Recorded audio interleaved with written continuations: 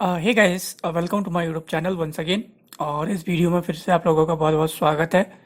तो गाइस, जैसा कि मैंने पिछले वीडियो में बताया था कि जो मेरा अगला वीडियो होगा, थर्ड वीडियो, जो कि मैंने अभी रिसेंटली एक सीरीज़ स्टार्ट किया है, VMware 7.0। तो इसमें मैंने आपको पहले ही बता दिया था सेकंड सेकंड मतलब लास्ट वीडियो में कि हम इस वीडियो में आज जो हमारा टॉपिक रहेगा वो है VMware vSphere। तो मैंने पहले ही बताया है ऑलरेडी कि VMware vSphere होता क्या है। तो एक वर्चुअलाइजेशन का प्लेटफॉर्म होता है, ठीक है। तो इसी के बारे में और इसमें हम डीप में स्टडी करेंगे। तो अब हम वी एक ये पूरा का पूरा एक टर्म है, जैसे कि VMware vSphere, a platform for virtualization and cloud infrastructure. तो हम VMware vSphere को एज अ प्लेटफॉर्म वर्चुअलाइजेशन और क्लाउड इंफ्रास्ट्रक्चर को हमको अगर डिप्लॉय करना है, बनाना है, तो वहाँ ये कैसे हेल्पफुल होता है वो इस वीडियो में समझेंगे। आई होप कि वीडियो आप लोगों के लिए इन्फॉर्मेटिव होगा। और आपको कहीं भी डाउट लगता है तो आप मुझे कमेंट में ज़रूर लिखें, और उसको क्लियर करने की कोशिश करूँगा। और मुझे नहीं लगता कि वीडियो देखने के बाद आपको इसमें कोई डाउट रहेगा। तो सिंपल सा चीज़ है, हम VMware vSphere को एज अ वर्चुअलाइजेशन और क्लाउड इंफ्रास्ट्रक्चर के लिए कैसे यूज़ कर सकते हैं, ठीक है। तो देखिए, सबसे पहले इसमें आगे बढ़ते हैं हम। तो इसमें होता क्या है VMware। तो आपको यहाँ पे देखेंगे तो बड़े ही सिंपल तरीके से मैंने यहाँ पे ये इसका एक्सप्लेनेशन या डिस्क्रिप्शन लेके रखा है कि जो VMware vSphere होता है, VMware vSphere manages large collection of infrastructure. तो इंफ्रास्ट्रक्चर में कोई एक चीज़, सिंगल चीज़ नहीं आती है। इंफ्रास्ट्रक्चर बहुत सारी चीज़ों को मिला के बनता है। आपने कह दिया कि भाई मेरे पास सिर्फ एक कंप्यूटर है और वो मेरा इंफ्रास्ट्रक्चर है, तो आप उसको इंफ्रास्ट्रक्चर नहीं कह सकते। वहाँ पे और भी कंपोनेंट होते हैं, ठीक है।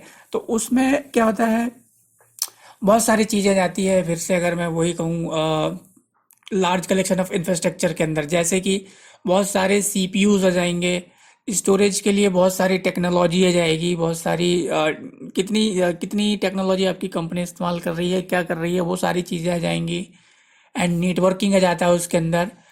अब ये सारी चीज़ें कैसे हमें मैनेज करने में हेल्प करता है, एज अ सीमलेस। सीमलेस मतलब अखंड, ठीक है, कंटिन्यू, कंटिन्यू एकदम बिना कोई इंटरप्शन, जैसा हम कह सकते हैं। And dynamic operating environment. Operating environment मतलब ये सारी चीज़ें चलती रहेंगी यहाँ पे, जितनी भी यहाँ इंफ्रा के अंदर जितनी भी चीज़ें हैं, चाहे CPU हो, स्टोरेज हो, नेटवर्किंग हो, सारी की सारी बिना कोई डिस्टरबेंस के चलते रहेगी। और ऑप्शन क्या कहते हैं, ऑपरेटिंग कंडीशन में रहेगी वो। ये हम VMware vSphere हमें हेल्प करता है ये सारी चीज़ें मैनेज करने में, कि हम हमारे इंफ्रा को कैसे ऑपरेटिंग रख सकते हैं, जहाँ पे CPU, स्टोरेज, नेटवर्किंग और भी सारी चीज़ें सब एक साथ काम करती हैं। And also manage the complexity of a data centre. तो बेसिकली अगर हम यहाँ पे जब वर्चुअलाइजेशन की बात करते हैं तो ये डेटा सेंटर का कॉन्सेप्ट आ जाता है, कि वहाँ पे डेटा सेंटर डिप्लॉय करने के लिए ही ज़्यादा वर्चुअलाइजेशन का इस्तेमाल होता है, ठीक है। तो उसकी कॉम्प्लिसिटी मतलब जटिलता, मतलब अगर हम फिजिकल इंफ्रा बनाते हैं, एक एक कंप्यूटर लगा के, एक एक सर्वर लगा के, ढेर सारे 10 15 20 25, तो उसमें क्या है, बहुत बड़ा सर्वर रूम बनाना पड़ेगा, उसकी फिर केबलिंग और पूरी नेटवर्किंग देखना पड़ेगा। अगर कहीं एक केबल भी गलत लग गई या नहीं लगी, या कुछ मिस कॉन्फ़िगरेशन हो गया, या किसी क्या कहते हैं, किसी सर्वर का कोई लैन पोर्ट ख़राब हो गया, या फिर कोई पोर्ट ख़राब हो गया, तो उस टाइम पे क्या है, उसको ट्रबल शूट करना, फिक्स करना बहुत ही मुश्किल सा हो जाता है। लेकिन यहाँ पे नहीं होता, ये बहुत ही आसान हो जाता है। नेटवर्किंग आसानी आसानी से मैनेज कर सकते हैं, सारी चीज़ें जितनी यहाँ पे लिखी है, स्टोरेज, नेटवर्किंग, वो बहुत ही सिंपल तरीके से, आसान तरीके से यहाँ पे मैनेज कर लेते हैं। तो वो सारी सर्विसेज कौन देता है, वो VMware vSphere से मिलती है। अब देखिए यहाँ पे नेक्स्ट चीज, VMware vSphere software stack is compose of the following. और उसमें कहना चाहिए जो हमारे पास जो स्टैक है, या फिर जो उसको एक तरीके से पैकेज बोलूँ मैं सिंपल लैंग्वेज में, जैसे माइक्रोसॉफ्ट एक ऑपरेटिंग सिस्टम, माइक्रोसॉफ्ट ऑफिस जो होता है वो माइक्रोसॉफ्ट का प्रोडक्ट है, जिसके अंदर हमें तीन चार चीज़ें, चार पांच चीज़ें मिलती है। MS Office, Word, Excel, PowerPoint, Access database के लिए, और इस तरीके से ये भी है। तो इसमें भी क्या है, बहुत सारी चीज़ें हैं, तो जैसे कि हम बात कर रहे हैं यहाँ पे VMware vSphere पे, तो इसके अंदर अगर हम देखें तो पहला क्या मिलता है हमें, वर्चुअलाइजेशन। ठीक है, वर्चुअलाइजेशन मतलब कैसे, एक वर्चुअल मशीन को हमने मल्टीपल वर्चुअल मशीन में कन्वर्ट कर लिए, मल्टीपल ऑपरेटिंग सिस्टम इंस्टॉल करके। किसकी हेल्प से? हाइपरवाइजर। हाइपरवाइजर को क्या बोलते हैं? ESXi होस्ट, जो कि वर्चुअल मशीन को एक्सपेंड करने में, वर्चुअलाइजेशन को एक्सपेंड करने में हेल्प करता है। ठीक है, अब उसके बाद में दूसरा जाता है मैनेजमेंट। अब हमने यहाँ पर ढेर सारे सर्वर तो इंस्टॉल कर लिए, डिप्लॉय कर लिए, अब उनको मैनेज भी करना है। ठीक है, तो वो वहाँ पे भी इजी मैनेजमेंट हो जाता है। इंटरफेस लेयर, ये तीसरे नंबर पे जाता है। तो इस तरीके से ये क्या है, इसमें तीन चीज़ें कंपोज्ड है। तो इनके बारे में भी मैं आपको, वर्चुअलाइजेशन, आई होप कि मैंने पूरा कॉन्सेप्ट, मतलब वर्चुअलाइजेशन तो आपको मुझे लगता है कोई डाउट नहीं होगा। मैनेजमेंट आप समझ गए कि कैसे हमको उस इंफ्रा को मैनेज करना है। अब इंटरफेस लेयर जो यहाँ पे लिखी है, ये शायद आप पहली बार अभी तक ये 3 वीडियो में आपने देखा होगा कि ये नया चीज़ है करके। यस, ये थोड़ी सी नई है, तो इसको भी मैं बहुत आसान बना दूंगा कि आखिर इसका यहाँ पे रोल क्या है, इंटरफेस लेयर का ये होती क्या है। तो उसके लिए हम आगे बढ़ते हैं। तो देखिएगा, इस यहाँ पे आपको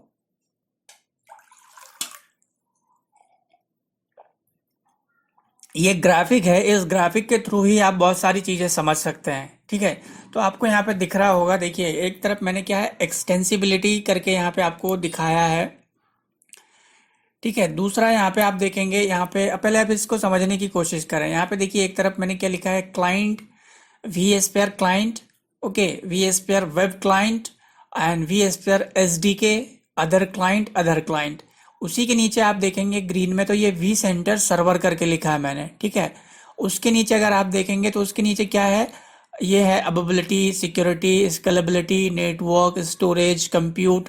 तो ये दो तरीके की सर्विस यहाँ पे आ जाती है, दो तरीके की सर्विस के अंतर्गत आता है। तो जब हम इंफ्रास्ट्रक्चर की बात करते हैं तो वो क्या हो जाती है, ऑब्वियसली जब इंफ्रास्ट्रक्चर की बात करेंगे तो वहाँ पे क्या आएगा, हार्डवेयर डिवाइसेस आएंगी, हार्डवेयर चीज़ें आएंगी वहाँ पे, जैसे कि नेटवर्क हुआ। हमें फिजिकल, अगर हम नेटवर्क की बात करते हैं तो router, switches, cable, connectors and all, वो सब नेटवर्क। स्टोरेज के लिए हमें बहुत सारी NAS और SAS वगैरह, हम कोई टेक्नोलॉजी इस्तेमाल कर सकते हैं। आपके पास अगर कंप्यूटर ही नहीं रहेगा तो आप कुछ भी नहीं कर सकते। तो ये सब मिलके क्या एक इंफ्रा बनता है, उस इंफ्रा के अंदर ही हम वर्चुअलाइजेशन करते हैं। तो ये इंफ्रास्ट्रक्चर सर्विस हो गई। अब उसी के ऊपर आती है एप्लीकेशन सर्विसेज। एप्लीकेशन सर्विसेज का मतलब क्या है कि अब हम जो भी काम कर रहे हैं इस कंप्यूटर पे, वो हमें अब अवेलेबिलिटी होनी चाहिए उसकी। अगर मान लीजिए मेरा ये वाला सर्वर है, ये मेरा फेसबुक का सर्वर है। ठीक है, इस फेसबुक का सर्वर है, इसका रिक्वायरमेंट क्या है कि ये 24/7 चलना चाहिए, 24/7 without any down time. Yes, तो हमारा जो इंफ्रा है और जो हमारा सर्विस लेवल का एग्रीमेंट है, वो यही कह रहा है कि भाई आपको ये 24/7 देता है। तो ये अवेलेबिलिटी के अंदर आएगा कि मेरे को ये एप्लीकेशन अवेलेबल होना चाहिए 24/7। दूसरा अब आता है कॉन्सेप्ट यहाँ पे सिक्योरिटी का, कि भाई ये सिक्योर भी होना चाहिए। ठीक है, उसके बाद में स्केलेबिलिटी का मतलब क्या होता है, मान लीजिए कि अभी मुझे यहाँ पे एक सर्वर पे मेरा पूरा फेसबुक चल रहा है। अब सडनली मेरे पास रिक्वायरमेंट बढ़ गई, तो मुझे सेम कॉन्फ़िगरेशन का एक और सर्वर चाहिए इधर। तो इमीडिएटली मुझे कुछ हाथ पैर पटके, मतलब कुछ ज़्यादा परेशान हुए बिना ही मुझे same server, same configuration as it is एक और मशीन मिल जाए, सर्वर मिल जाए, तो वो स्केलेबिलिटी होती है। ठीक है, तो ये सारी चीज़ें हमें इसके अंतर्गत मिलती है। अब देखिए यहाँ पे मैं एक एक चीज़ बताता हूँ। तो सबसे पहले आप देखें, relationship between the component layers of VMware vSphere। तो ये सारी की सारी लेयर कहलाती है। ठीक है, सारी की सारी लेयर है ये, तीन की तीन, जो मैंने पिछला भी आपको बताया था पिछली स्लाइड में। फिर से एक बार दिखा देता हूँ। वर्चुअलाइजेशन, ये लेयर फर्स्ट हो गई, मान लीजिए। ये तीन भी आप जिधर से गिनना चाहे उधर से गिन सकते हैं। ये फर्स्ट लेयर मान लीजिए, दूसरी लेयर एंड ये तीसरी लेयर मान लीजिए, हमने इस तरीके से मान लिया। तो इसको फर्स्ट में क्यों बोल रहा हूँ वो आपको अभी बताता हूँ मैं। तो देखिए यहाँ पे, अब ये तीनों लेयर मैंने आपको बता दिया। अब यहाँ पे इनके बारे में और क्लैरिटी देता हूँ। देखिए इंटरफेस लेयर मतलब ये इस वाले को बोल रहे हैं, सबसे टॉप पे जो है, सबसे टॉप पे मतलब VMware, like vSphere web client, vSphere client. तो ये क्या होते हैं, ये वो एप्लीकेशंस हैं जिसके थ्रू हम हमारी वर्चुअल मशीन को एक्सेस करते हैं, ठीक है। इसलिए इसको इंटरफेस बोलते हैं, क्योंकि हम हमारी जो वर्चुअल मशीन है, जो भी क्रिएट कर रहे हैं, हम इंस्टॉल कर रहे हैं ओएस, वो इन्हीं एप्लीकेशन के थ्रू हम इंटरेक्ट करेंगे, इसलिए ये इंटरफेस लेयर हुई। Very simple. दूसरा जाता है, अब देखिए यहाँ पे ये ग्रीन वाला जाएगा मैनेजमेंट लेयर। तो मैनेजमेंट लेयर का क्या है, इसमें बहुत ही इंटरेस्टिंग कॉन्सेप्ट है ये, आगे आपको पता चलेगा आसानी से। मैनेजमेंट मतलब उसको देख रेख, पूरा देख रेख, एक तरीके से सिंपल लैंग्वेज में बता रहा हूँ। मैनेजमेंट वही होता है, उनको मैनेज करना। और मैनेज करना मतलब वो चीज, सारी चीजें बराबर चलनी चाहिए, सिंपल सी लैंग्वेज में ये है। तो इसके लिए क्या हो जाती है मैनेजमेंट लेयर। तो इसके लिए हमारे पास क्या हो जाता है, एक सर्वर होता है, वी सेंटर सर्वर ही होता है बेसिकली। तो ये वी सेंटर सर्वर से हम इसको आसानी से मैनेज कर सकते हैं, बड़ी आसानी से। तो ये आपको बताऊंगा मैं कैसे, अभी जो अगला वीडियो रहेगा उसमें कंपोनेंट में देखेंगे हम, बहुत सारे कंपोनेंट है, तो उसमें आपको ज़्यादा क्लैरिटी मिल जाएगी इसके बारे में। अब आ जाती है, नेक्स्ट आ जाती है वर्चुअलाइजेशन लेयर।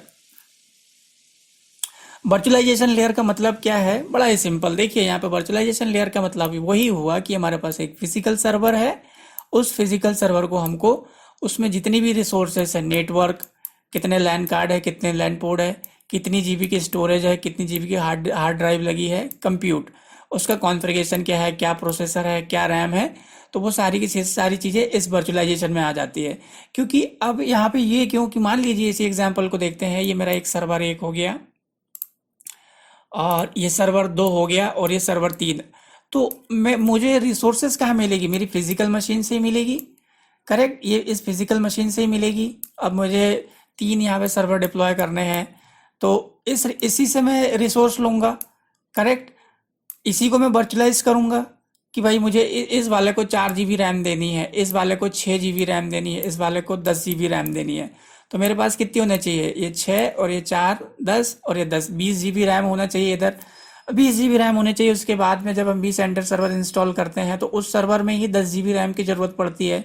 तो ये वाली जो फिजिकल मशीन रहेगी, इसमें कम से कम 24 GB रैम होना चाहिए, तब तो जाके वर्चुअलाइजेशन का एप्लीकेशन भी चलेगा, नहीं तो आपका यही मशीन हैंग होगा। तो इस तरीके से यहाँ पे ये थर्ड लेयर आ जाती है वर्चुअलाइजेशन की। या तो फिर आप इसे यहाँ से काउंट कर सकते हैं कि जब तक हम किसी चीज़ को वर्चुअलाइज नहीं करेंगे तो हमारे पास कुछ काम ही नहीं आएगा, तो मैनेजमेंट का काम ही नहीं आएगा। तो ये दूसरा नंबर की लेयर। और ये तीसरा नंबर पे जाती है कि भाई अब हमने एक वर्चुअलाइज नेटवर्क क्रिएट कर लिया है, दूसरे नंबर पे उसको मैनेज करना है। उसको मैनेज करने के लिए, एक्सेस करने के लिए हमें क्या चाहिए, कुछ एप्लीकेशन चाहिए, इंटरफेस लेयर चाहिए। तो ये उसके लिए वी एस पर क्लाइंट होता है, इसके थ्रू हम इन वर्चुअल मशीनों को एक्सेस करते हैं। इसको हम वेब ब्राउज़र पे भी एक्सेस कर लेते हैं वी एस पर वेब क्लाइंट के थ्रू, और ये और अदर एप्लीकेशंस हैं, ठीक है। आई होप कि यहाँ पे आपको तीनों लेयर बहुत ही आसानी से समझ में आ गई होगी। वर्चुअलाइजेशन क्या है, मैनेजमेंट लेयर क्या है, इंटरफेस लेयर क्या है। इंटरफेस मतलब हम जहाँ इंटरेक्ट कर रहे हैं, मैनेजमेंट मतलब जहाँ हमको मैनेज करने में जो जो जो प्लेटफॉर्म है मैनेज करने के लिए। जैसे कि अब मेरे को मान लीजिए इस सर्वर से, ये वाले सर्वर नंबर 1 से मुझे यहाँ पे 4 वर्चुअल मशीन है, तो मुझे वो वर्चुअल मशीन को यहाँ पे मूव करना है, तो वो कहाँ पे जाएगा, इस वी सेंटर सर्वर मैनेजमेंट के अंदर आ जाएगा वो। और ये वी सेंटर सर्वर जो है बहुत सारी इसमें फैसिलिटी सर्विसेज है जो आसानी से हम मूव कर सकते हैं बगैर एनी डाउन टाइम के। तो गैस इसमें अगर आपको कुछ भी डाउट हो यहाँ तक तो आप मेरे को कमेंट पे लिखें। अब देखिए वही चीज़ यहाँ पे आ गई कि ये एंटरप्राइज सर्वर हो गया, मान लीजिए हमने एंटरप्राइज सर्वर बना लिया है, एंटरप्राइज नेटवर्क हो गया, और ये एंटरप्राइज स्टोरेज हो गई। तो इस तरीके से हमने एक पूरा इंफ्रा यहाँ पे दिखाया कि ये रिलेशनशिप कैसे होता है, कैसे एक दूसरे से ये कनेक्टेड होते हैं।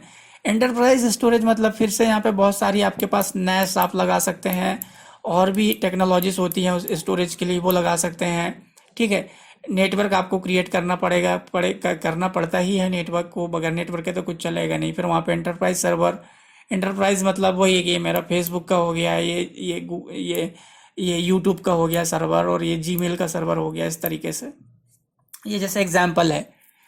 तो गाइस आगे बढ़ते हैं इसमें, और यहाँ पे आप देखेंगे वर्चुअलाइजेशन लेयर। अगर आप इसको और डिटेल में देखना चाहें, जहाँ तक मेरा ख्याल है यहीं पे मैंने क्लियर कर दिया वर्चुअलाइजेशन लेयर क्या होती है, तो और अगर चाहें तो और बताता हूँ। देखिए The virtualization layer of VMware vSphere includes infrastructure service and application services. And infrastructure service such as computer storage, मैंने जैसे अभी पिछले स्लाइड में बताया कि जो इंफ्रास्ट्रक्चर सर्विस में ये सारी चीज़ें जाएंगी। अगर आपके पास कंप्यूटर ही नहीं रहेगा, स्टोरेज ही नहीं रहेगा, नेटवर्क ही नहीं रहेगा, तो आप वहाँ पे क्या करेंगे? कुछ नहीं कर सकते। ठीक है, तो ये सारा क्या है, वर्चुअलाइजेशन लेयर के अंतर्गत आ जाता है। अब उसी तरीके से ये तो किसका बताया मैंने, इंफ्रास्ट्रक्चर सर्विस का।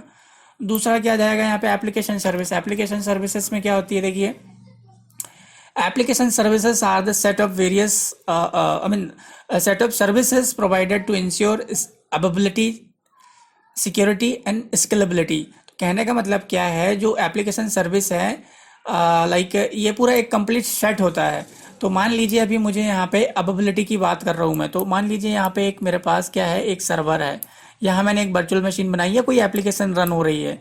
तो इस कंडीशन में क्या है, अवेलेबिलिटी की फिर से बात कर रहा हूँ मैं यहाँ पे, तो ये मुझे चाहिए 24/7 चलना चाहिए, डाउन नहीं होना चाहिए। लेकिन बाय चांस, बाय मिस्टेक कुछ प्रॉब्लम हो गया, उससे ये मशीन डाउन हो गई, तो उस कंडीशन में क्या है, मुझे मेरी वेबसाइट एक्सेस नहीं होगी, एप्लीकेशन है वो एक्सेस नहीं होगी। तो उस कंडीशन में क्या है, मुझे किसी दूसरी जगह से ये इमीडिएटली एक्सेस होना चाहिए। ये डाउन हो गया तो हो गया, कंटिन्यूसली सीमलेस मुझे वो एप्लीकेशन का एक्सेस मिलता रहना चाहिए। तो वो आ जाता है अवेलेबिलिटी के अंदर। तो वहाँ पे हम फॉल्ट टॉलरेंस और हाई अवेलेबिलिटी, इस तरीके की हमारे पास वहाँ पे सर्विसेज होती है। उनको हम डेटा सेंटर पे host to host, basically host to host और वर्चुअल मशीन पे भी इनेबल कर सकते हैं। तो वो मैं आपको आने वाले वीडियोस में बताऊंगा कॉन्फ़िगरेशन के टाइम पे। तो आई होप कि अब यहाँ पे मुझे एप्लीकेशन सर्विस के बारे में ज़्यादा बोलने की ज़रूरत नहीं है। अवेलेबिलिटी से ही आप समझ गए होंगे। तो अब वैसे ही वहाँ पे सिक्योरिटी आ जाती है। सिक्योरिटी आ जाती है मतलब फिर से कि हमारा डेटा कोई एक्सेस ना, अनऑथराइज एक्सेस ना हो और डेटा डैमेज ना हो, तो वो सिक्योरिटी के अंतर्गत जाता है। स्केलेबिलिटी मतलब वही यहाँ पे कंडीशन कि मान लीजिए आपने एक लाइक आज आप 4 सर्वर चला रहे हैं 4 GB रैम के कॉन्फ़िगरेशन में, ठीक है, 4 GB रैम पे। अब सडनली आपको 200 मशीन की रिक्वायरमेंट आ गई, तो आप इसी मशीन को क्या है, क्लोन बना सकते हैं और इमीडिएटली वो एक ही शॉट में पूरी 200 की 200 मशीन डिप्लॉय कर सकते हैं सेम कॉन्फ़िगरेशन का, या टेम्पलेट बना के। तो वो स्केलेबिलिटी में आ जाता है। तो इस तरीके से ये सारी चीज़ें हमें किस में मिल जाती हैं, एप्लीकेशन सर्विसेज के अंदर। और देखिए यहाँ पे इसी को और चीज़ें, अब एग्जांपल की अगर बात करें तो देखिए इसमें क्या है, हाई अवेलेबिलिटी, फॉल्ट टॉलरेंस में जिनकी बात कर रहा था, तो इनके थ्रू हम यहाँ पे हाई अवेलेबिलिटी और सिक्योरिटी को मेंटेन करते हैं। तो ये कॉन्फ़िगरेशन के टाइम पे आपको पता चल जाएगा कि कहाँ हम हाई अवेलेबिलिटी कॉन्फ़िगर करते हैं, कहाँ फॉल्ट टॉलरेंस कॉन्फ़िगर करते हैं, दोनों में अंतर क्या है। अब आपकी यहीं पे एक चीज़ मैं बता दूं, इन दोनों में ये एक अंतर होता है कि हाई अवेलेबिलिटी में मतलब आगे डिटेल में बताऊंगा मैं, लेकिन यहाँ पे हमको इनमें से एक सर्विस ऐसी है जिसमें कि हमें बिल्कुल डाउन टाइम नहीं होता, ठीक है, और एक में थोड़ी देर के लिए हमारी मशीन डाउन होती है। तो ये भी हमें वेरी केयरफुली सिलेक्ट करना होता है कि हम क्या इनेबल कर रहे हैं, हाई अवेलेबिलिटी या फिर फॉल्ट टॉलरेंस। तो गाइस यहाँ तक अगर कोई डाउट हो तो आप यहाँ पे भी मेरे को लिखिए कि इसमें हमें डाउट है करके। और अब देखिए यहाँ पे मैनेजमेंट लेयर, फिर से वही चीज़ें यहाँ पे मैं आपको अलग तरीके से और बताने की कोशिश कर रहा हूँ ज़्यादा क्लैरिटी देने के लिए। तो यहाँ पे क्या है, management layer, VMware vCenter server is the central point for configuring, provisioning and managing virtualized IT environment.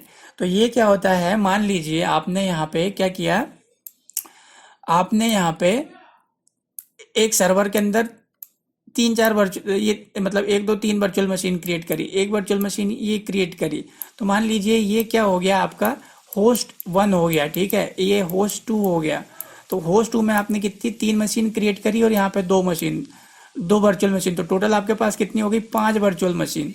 लेकिन ये अलग अलग होस्ट है। तो अब क्या होता है, जो वी सेंटर है, तो वी सेंटर सर्वर जो होता है, वी सेंटर सर्वर पे हम इन दोनों होस्ट को ऐड करा सकते हैं, ठीक है, और ऐड करा के हम इसको क्या है, डेटा सेंटर जैसे बना सकते हैं, या क्लस्टर जैसे सिंपल सा। तो अब क्या हो जाएगा, यहाँ पे मैं आपको बताऊंगा कॉन्फ़िगरेशन के टाइम पे कैसे इसको बनाते हैं। तो अभी सिंपल बता रहा हूँ, क्लस्टर जैसे बना लेंगे हम डेटा सेंटर। तो उसके अंदर होस्ट 1 भी आ जाएगा, होस्ट 2 भी आ जाएगा, या तो फिर आप ग्रुप भी कह सकते हैं इसको। अभी मैं सिर्फ इस लैंग्वेज में इस तरीके से समझाने की कोशिश कर रहा हूँ, ठीक है। तो उस कंडीशन में अब क्या हो जाएगा, यहाँ पे हम हाई अवेलेबिलिटी या फिर जो हाई अवेलेबिलिटी जैसे बताया मैंने, तो ये हाई अवेलेबिलिटी, और यहाँ पे भी हाई अवेलेबिलिटी, और फॉल्ट टॉलरेंस, ये दो हमारे पास सर्विस होती है जिनको हम इनेबल कर सकते हैं। तो और दूसरी चीज़ क्या है, वही चीज़ अब इस तरीके से अगर जब हम इनेबल कर देंगे तो यहाँ पे क्या है, एक एग्जाम्पल के तौर पे बता रहा हूँ अभी मैं। मान लीजिए आपने यहाँ पे एक वर्चुअल मशीन क्रिएट करी, ठीक है। अब यहाँ से भी वो एप्लीकेशन एक्सेस हो रही है, अगर ये डाउन हो गई तो इंस्टेंटली क्या होती है, एक एक कॉपी इधर पे भी बनी रहती है, तो वो हमको कॉन्फ़िगर करना पड़ता है वो सब। तो अगर ये वाला अगर डाउन भी हो जाता है आपका, तो आपकी जो एप्लीकेशन है उधर से एक्सेस हो जाती है, ठीक है। मैनेजमेंट का कैसा था यहाँ पे, मैनेजमेंट का दूसरे तरीके से आपको बताऊं मैं।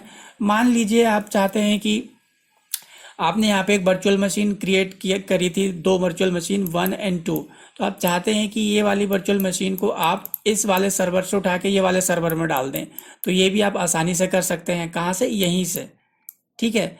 तो ये जस्ट सिंपल एग्जांपल बता रहा हूँ मैं आपको, वर्चुअलाइज आईटी इन्वायरमेंट को हम कैसे काम करते हैं करके। तो वो आपको जब मैं एक वीडियो बनाऊंगा इंस्टॉलेशन कॉन्फ़िगरेशन का, तो मुझे नहीं लगता कि आपको कोई कन्फ्यूज़न रहेगी।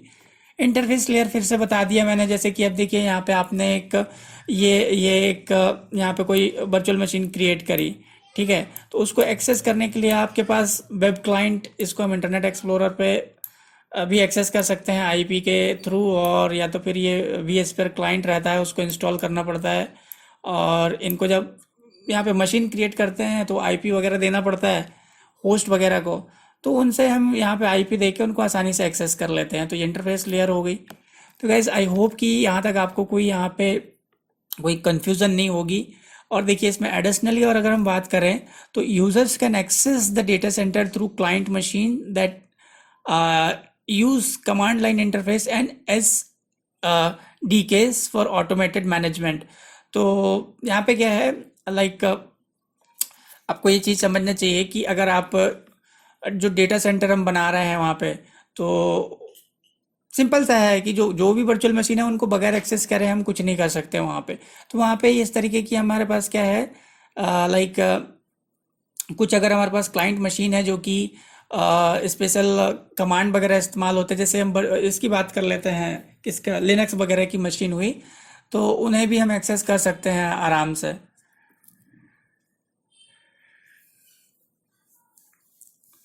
और यहाँ पे देखिए, यहाँ पे एक टर्म यूज हुआ है एस डी के। तो ये एस डी के क्या होता है, ये होता है सॉफ्टवेयर डेवलपमेंट किट होती है बेसिकली। तो इसको इस्तेमाल किस लिए करते हैं, सॉफ्टवेयर डेवलपमेंट किट, जैसे एस डी के बोलते हैं या फिर डेव किट भी बोलते हैं। इस typically a set of software development tool that allow for a creation of applications for a certain program package or software package, या फिर software framework, hardware platform, computer system, video game console, operating system और similar platform. तो ये एक तरीके से एक क्या कहना चाहिए आपको, काफ़ी हेल्पफुल सर्विस है बेसिकली, मैं तो इसे सर्विस ही बोलूँगा। तो एक काफ़ी मदद करती है हमको, अगर कुछ एप्लीकेशन वगैरह बनाना हो या फिर कोई सॉफ्टवेयर बनाना हो, डिज़ाइन करना हो, और कुछ हार्डवेयर प्लेटफॉर्म अगर डिप्लॉय करना हो, तो वहाँ पे ये टूल किट वगैरह इस्तेमाल कर लेते हैं। तो ये आगे आपको ज़्यादा डिटेल में पता चल जाएगा।